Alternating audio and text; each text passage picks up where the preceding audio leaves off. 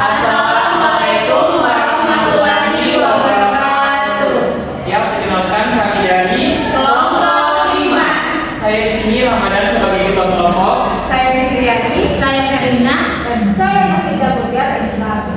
Jadi di sini kami akan membahas terkait materi pelajaran bahasa Indonesia SMP kelas 8. Jadi untuk materi kami sendiri yaitu kami akan membahas terkait subbab dalam materi pembelajaran bahasa Indonesia dimulai dari subbab 4, kemudian bab 5 dan bab 6.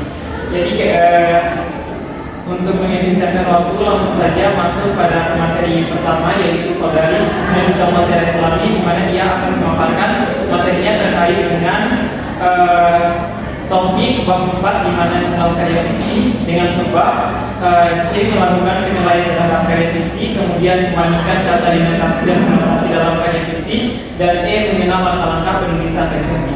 Baik, kepada saudari Nafida Budiat Islami, saya silakan untuk memaparkan materinya.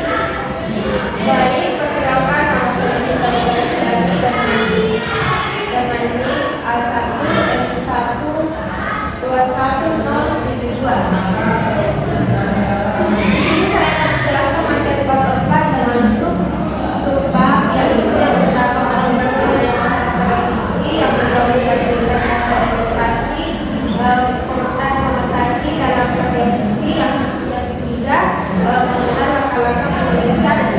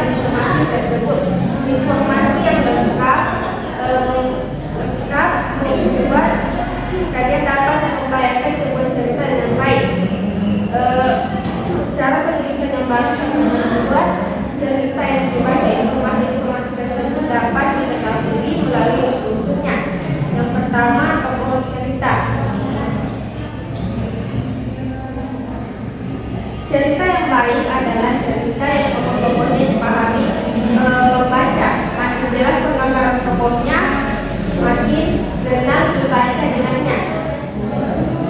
Kita dapat menerima cerita dengan baik. Kita dapat menilai seorang penulis sudah menggambarkan tokoh ceritanya dengan baik atau dulu melalui sendiri latar belakang dan sifat-sifat tokoh. Kemudian latar cerita meliputi latar tempat dan latar waktu kejadian. Ketika membaca sebuah cerita fiksi, cermatilah penjelasan latarnya. Cerita disampaikan secara jelas atau tidak. Cerita yang tidak jelas latarnya akan menimbulkan kebingungan karena pembaca tidak tahu waktu dan tempat terjadinya cerita tersebut. Kemudian tema adalah ide dasar cerita yang menjadi acuan dalam mengembangkan isi cerita. Kemudian alur atau jalan cerita.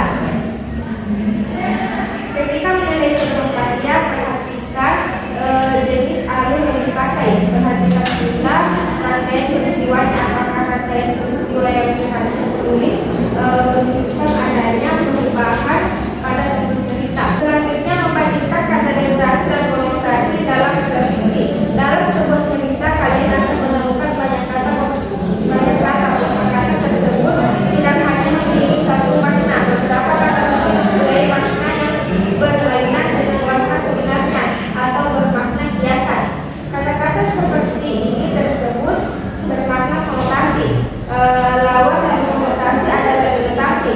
Kemudian bagian E mengenali langkah-langkah penulisan resensi pada fiksi. Untuk melakukan penilaian pada fiksi, langkah-langkah yang harus dilakukan yaitu langkah 1, melakukan penilaian deskripsi cerita di letak penilaian. Contoh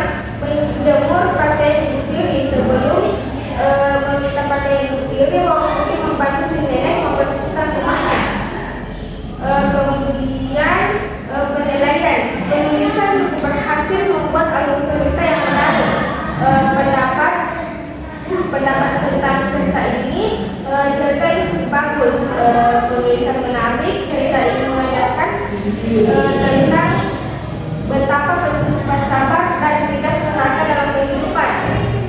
Kemudian langkah 2, masukkan informasi di dalam penilaian tadi ke dalam artikel.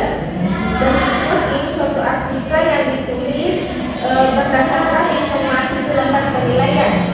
Untuk langkah 2, contoh sebagai berikut. Teman-teman bisa lihat di dalam layar HP Anda, itu merupakan contoh langkah 2 dalam penulisan resensi karya fiksi.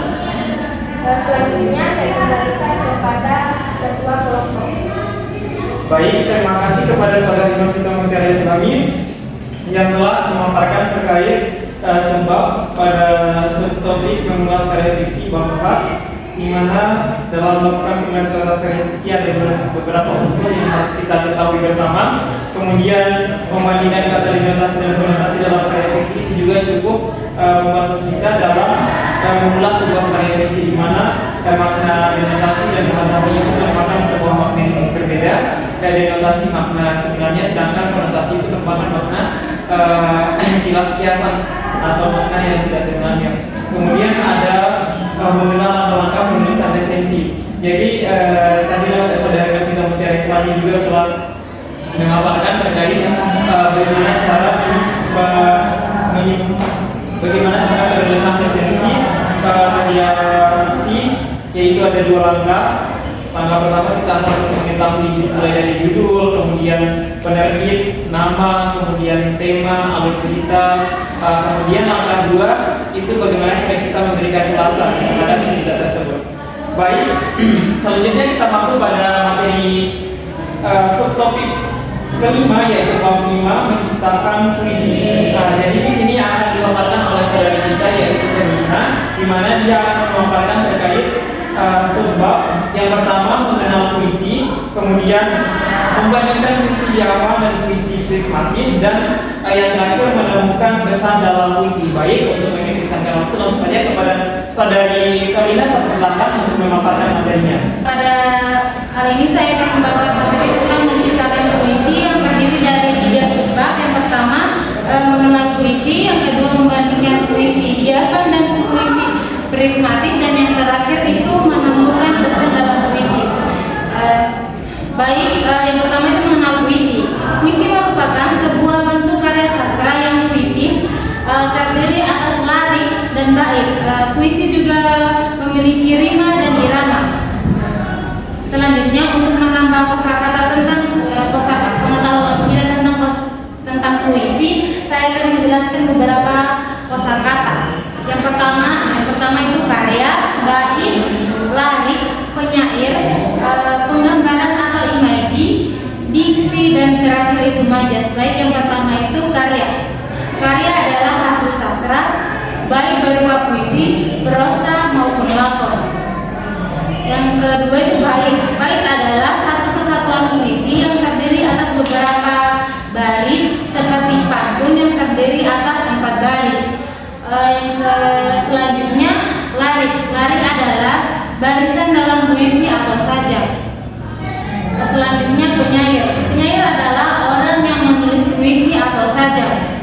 Selanjutnya penggambaran atau imaji, merupakan unsur yang melibatkan panca indera manusia yang dapat menggiring pembaca untuk membayangkan sebuah kejadian yang ada di dalam puisi. Selanjutnya diksi. Diksi adalah pemilihan kata yang digunakan penyair dalam puisi.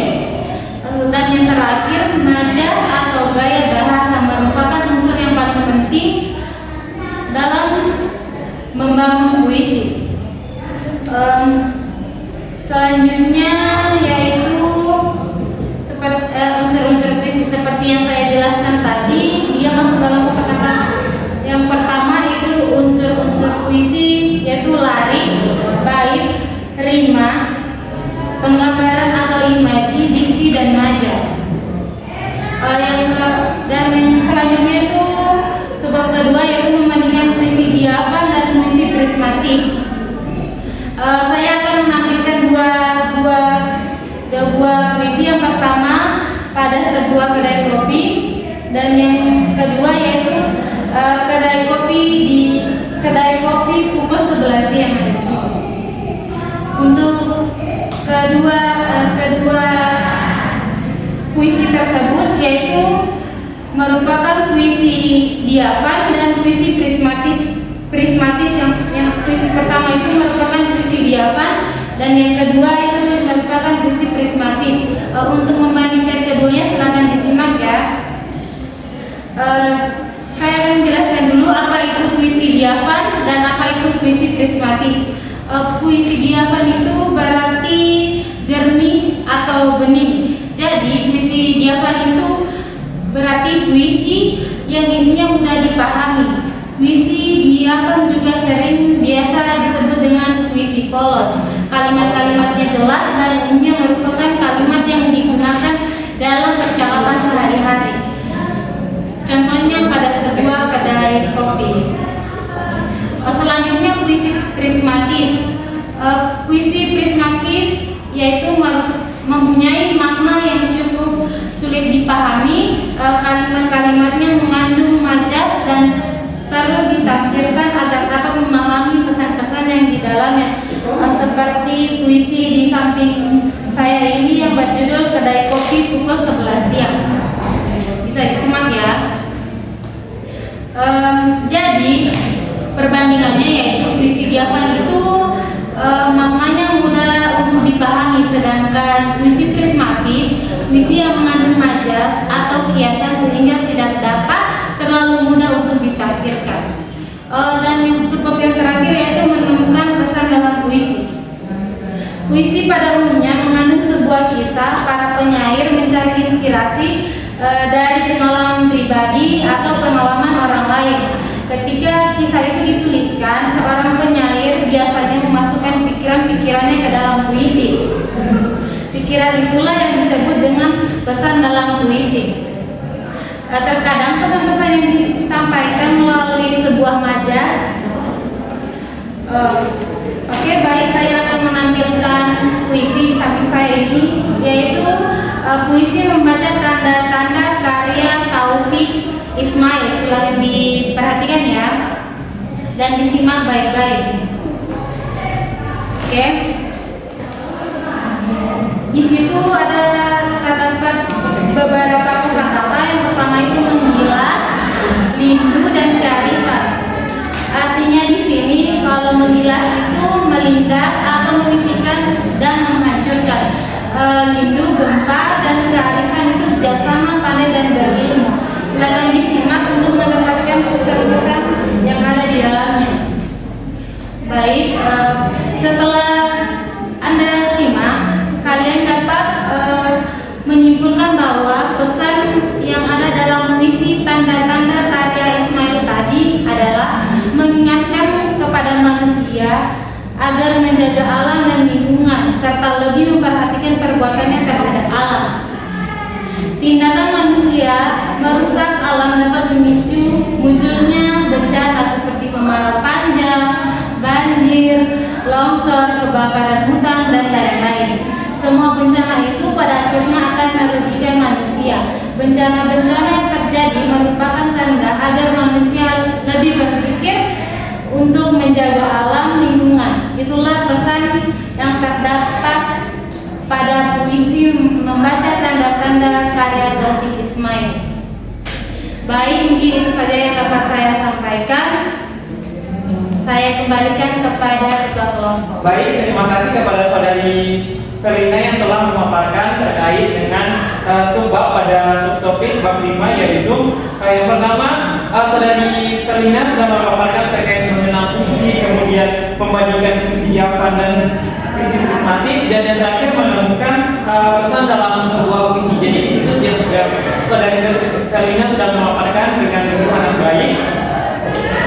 Oke, selanjutnya kita melangkah pada pembahasan subbab bab 5 juga yang akan dipaparkan oleh saudari Fitriani. Jadi saudari Fitriani akan membahas 3 poin juga dalam bab 5 ini. Yang pertama, membandingkan majas, metafora, simile, dan repetisi dalam puisi. kemudian menciptakan puisi, dan yang terakhir mendeklamasikan puisi. Oke, selanjutnya kita masuk pada pemaparan materi. Baik, kepada Saudari Fitriani, silakan. Baik, terima kasih. Bagian D yaitu membandingkan majas metafora, simile, dan repetisi dalam puisi. Dalam menulis puisi, penyair menggunakan aneka majas dan gaya bahasa. Beberapa majas dan gaya bahasa yang sering dipakai dalam puisi adalah majas metafora, simile, dan repetisi. Majas diartikan sebagai kiasan atau cara melukiskan sesuatu dengan menyamakan dengan sesuatu yang lainnya yang bersifat sama. Majas menciptakan efek estetika dalam puisi. Terdapat banyak jenis majas, tetapi pada bagian ini kalian hanya akan mempelajari 3 majas saja, yaitu metafora, simile, dan repetisi. Yang pertama yaitu metafora. Metafora diartikan sebagai pemakaian kata atau kelompok kata bukan dengan arti sebenarnya, melainkan sebagai lukisan yang berdasarkan persamaan atau perbandingan. Majas metafora menggunakan kata-kata yang bukan arti sebenarnya atau arti kiasan. Majas ini biasa digunakan untuk menunjukkan perbandingan yang tersirat atau tidak langsung antara suatu benda dan benda, dan antara orang dan benda. Contohnya yaitu tulang punggung atau penopang, buah hati atau anak kesayangan, cenderamata atau oleh-oleh, bunga desa atau gadis cantik di desa, sampah masyarakat atau orang yang tidak berguna.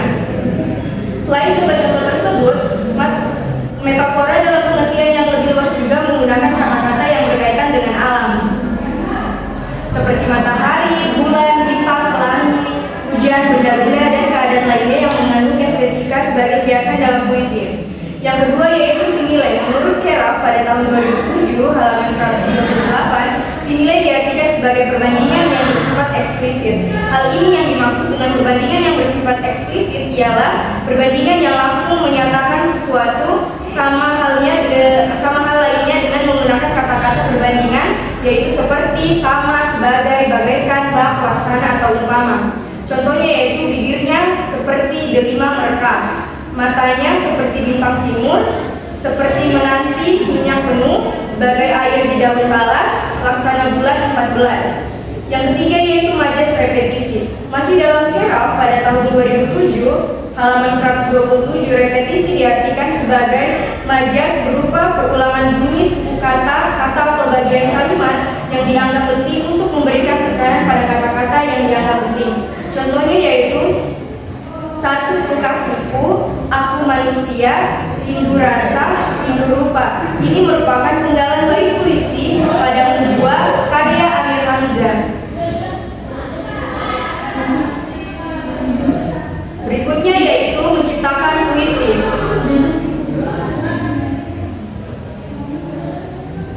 Yang pertama yaitu menciptakan puisi dengan metode 5 langkah. 5 langkah menciptakan puisi adalah sebagai berikut. Yang pertama yaitu temukan satu hal yang mengesankan. Contohnya, kalian pernah ke sebuah desa dan kalian sangat terkesan dengan desa tersebut. Yang kedua yaitu ingatlah hal-hal yang membuat kalian terkesan. Contohnya, kalian terkesan dengan kolam-kolam ikan di dalam rumah penduduk, hamparan sawah, bebek-bebek yang digiring di tengah sawah, dan suara kemungutan sapi. Yang ketiga yaitu ingat perasaan kalian saat ini. Contohnya yaitu saat kalian merasa takjub, gembira, dan nyaman. Tuliskan dan ungkapkan perasaan kalian tersebut dalam puisi. Yang keempat yaitu gunakanlah majas untuk mengungkapkan kesan kalian tersebut. Contohnya yaitu petak-petak sawah terhampas seperti permadani alam, bulir-bulir padi menguning seperti biji-biji emas mulia. Yang kelima yaitu gunakan kata-kata yang berkaitan dengan panca indera, misalnya penglihatan, pendengaran, peraba, penciuman, dan merasa, supaya pembaca bisa ikut membayangkan peristiwa yang kalian alami.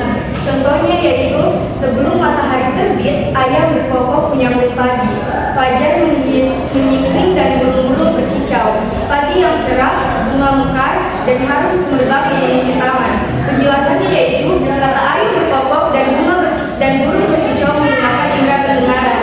Kata fajar menyingsing dan pagi yang cerah menggunakan indera penglihatan. Kata harum semerbak menggunakan indera penciuman. Yang kedua yaitu menciptakan puisi dengan inspirasi 3 kata. Bagi sebagian orang, menulis puisi merupakan hal yang sangat sulit. Kesulitan itu biasanya disebabkan oleh dua hal. Yang pertama yaitu tidak punya ide, dan punya ide tapi tidak tahu cara menuliskannya. Kalian dapat memecahkan masalah tersebut melalui inspirasi 3 kata. Caranya adalah menentukan 3 kata, lalu buatlah kalimat-kalimat yang menghubungkan kata-kata tersebut supaya lebih jelas. Perhatikan contoh berikut ini. Contoh yang pertama yaitu hujan, ranting, dan awan. Kalimat puisi yang dibuat dari 3 kata ini adalah sebagai berikut. Masih tampak bekas hujan semalam, daun-daun jatuh, ranting-ranting patah, rumput dan tanah basah. Awan di langit masih kelabu, matahari masih sembunyi. Hatiku pun masih berawan seusai mendengar kabar duka darimu tadi malam.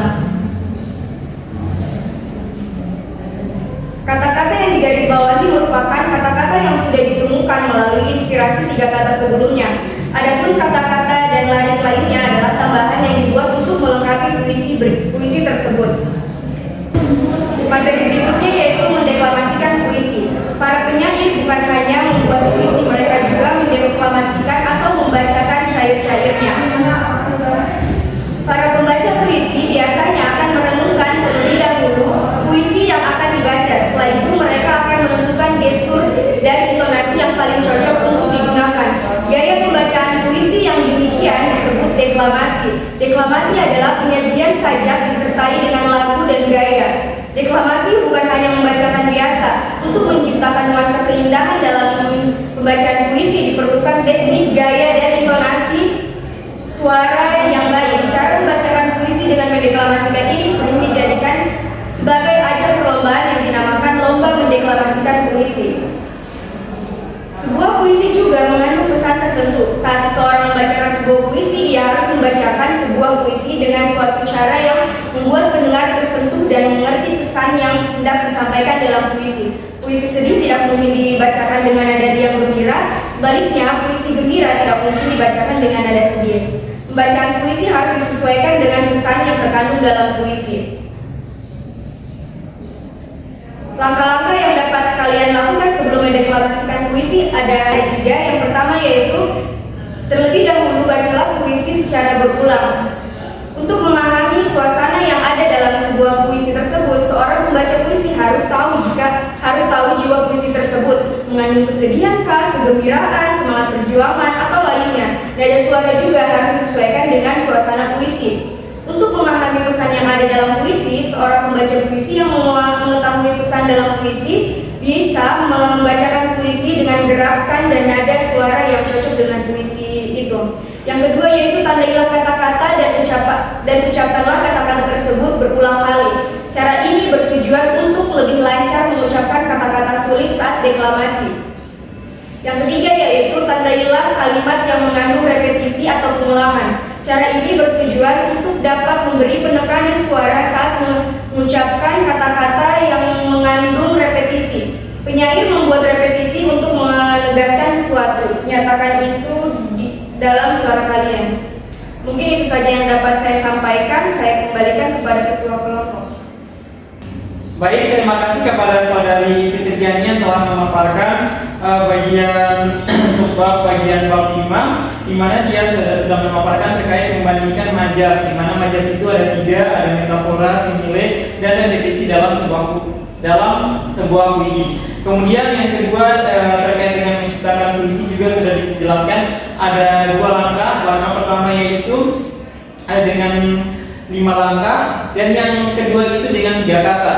Kemudian yang terakhir itu mendeklamasikan puisi. Mendeklamasikan di sini adalah membacakan puisi. Jadi seorang pencipta puisi terlebih dahulu membacakan puisinya sehingga mengetahui bagaimana menyambungkan dengan gerakannya, dengan intonasi, nada, sehingga sebuah puisi itu menjadi menarik dan menjadi indah jika sudah dibawakan oleh seseorang.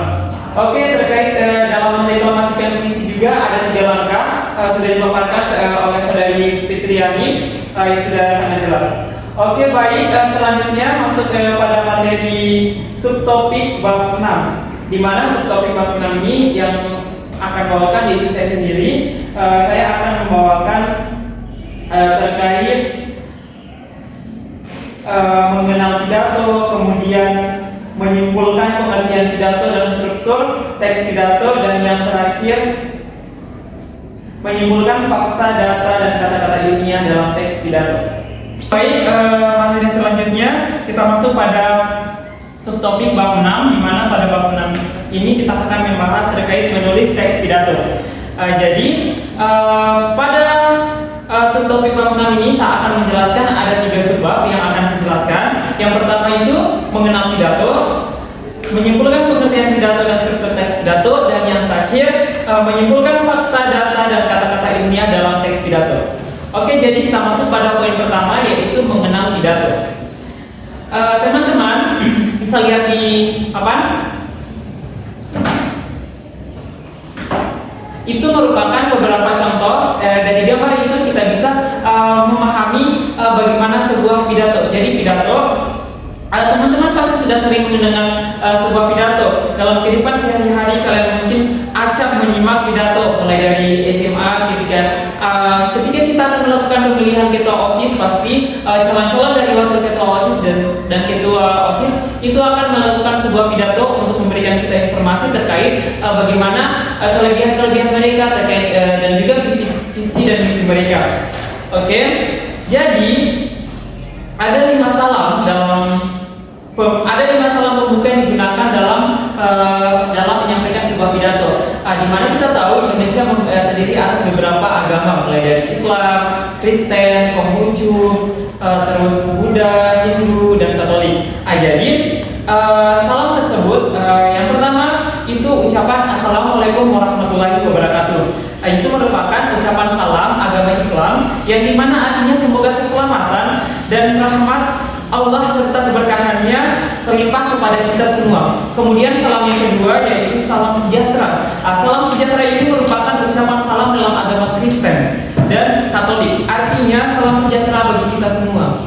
Kemudian ucapan salam yang ketiga yaitu Om Swastiastu. Om Swastiastu merupakan ucapan salam dalam agama Hindu. Artinya semoga dalam keadaan selamat atas karunia Sang Yang Widi.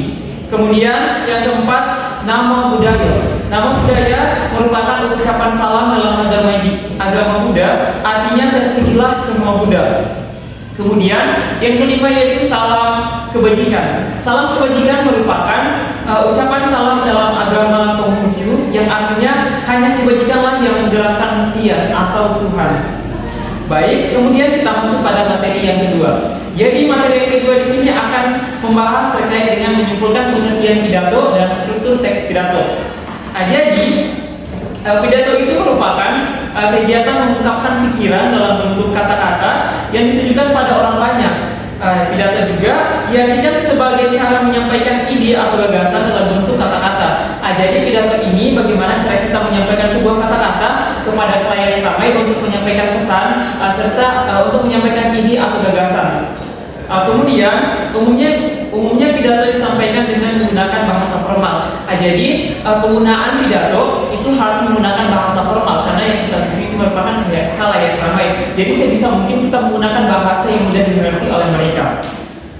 Oke, ada macam-macam pidato. Di antaranya ada pidato sambutan, pidato perpisahan, dan pidato peresmian. Kemudian terkait dengan struktur teks penulisan pidato, dalam penulisan teks pidato ada 3 struktur. Yang pertama pembukaan, yang kedua isi, dan yang ketiga penutup. Baik, Anda bisa lihat di layar handphone Anda. Di situ ditampilkan sebuah pidato yang mana ini berjudul tentang pidato ketua OSIS. Jadi di situ kita akan membahas terkait struktur teks pidato. Jadi pada bagian pertama di situ menjelaskan terkait pembukaan. Pembukaan di situ berisi tentang Assalamualaikum warahmatullahi wabarakatuh. Selamat pagi. Yang saya hormati Bapak Alfi, Kepala Sekolah SMP Teladan. Itu merupakan contoh kalimat pembuka dalam sebuah pidato. Jadi kita pembukaan dengan ucapan salam. Kemudian contoh yang kedua. Contoh yang kedua ini Anda bisa lihat di layar handphone Anda, itu merupakan contoh isi dari sebuah pidato. Jadi bagian ini berisi gagasan yang hendak disampaikan oleh pemberi pidato. Jadi bagian isi ini adalah bagian terpenting, yaitu apa yang akan atau ide serta pesan apa yang ingin kita sampaikan kepada klien ramai. Contohnya di sini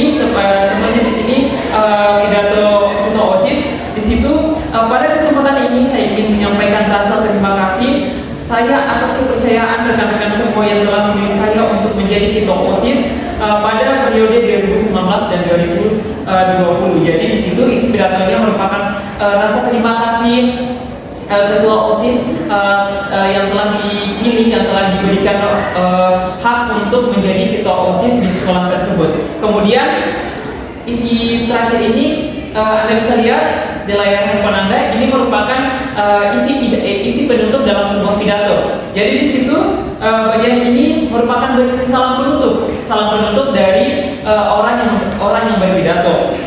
Pada bagian ini terkadang juga mengandung kesimpulan sebuah pidato. Jadi contohnya pada layar handphone Anda, di situ contohnya demikian pidato ini saya sampaikan. Sekali lagi terima kasih atas kepercayaan teman-teman. Selamat pagi. Wassalamualaikum warahmatullahi wabarakatuh. Di situ merupakan ucapan terima kasih pidato yang ucapan terima kasih ketua OSIS yang menyimpulkan seluruh isi pidatonya dan ucapan salam sebagai salam penutup terkait pidato yang telah dia bawakan. Baik, kemudian kita melangkah pada pembahasan terakhir, yaitu menyimpulkan fakta, data, dan kata-kata ilmiah dalam teks pidato. Jadi dalam teks pidato tidak sembarang juga kita memasukkan sebuah kata-kata, tetapi kita harus menilai sebuah kata itu mulai dari faktanya, kemudian data, dan kata-kata ilmiah, sehingga pidato yang kita berikan itu dapat sampai secara inti kepada klien yang kita tuju. Yang pertama, fakta dan data dalam teks pidato. Fakta adalah hal atau keadaan peristiwa yang merupakan kenyataan atau sesuatu yang benar dan nyata. Sebuah pidato karena berisi fakta dan data untuk memperkuat pendapat sang pemberi pidato. Kemudian kata-kata ilmiah. Sebuah teks pidato terkadang juga memuat kata-kata ilmiah. Kata ilmiah merupakan kata-kata yang berdasarkan ilmu pengetahuan tertentu. Menurut Kamus Besar Bahasa Indonesia, kata ilmiah adalah kata yang bersifat ilmu secara ilmu pengetahuan dan memenuhi kaidah ilmu pengetahuan. Anda bisa lihat di layar handphone Anda. Ini merupakan contoh teks pidato yang berjudul masalah sampah. Di situ ada beberapa bagian yang saya garis bawahi. Di situ merupakan contoh fakta dan juga data serta kata-kata ilmiah yang seperti kita tahu bahwa dalam menyimpulkan teks pidato di situ ada fakta, data, dan kata-kata ilmiah. Jadi di sini Anda bisa lihat dengan jelas, di sini saya sudah tandain, itu merupakan contoh kata fakta, data, dan kata-kata ilmiah dalam sebuah teks pidato. Baik, demikian materi dari saya. Lebih dan kurangnya mohon dimaafkan.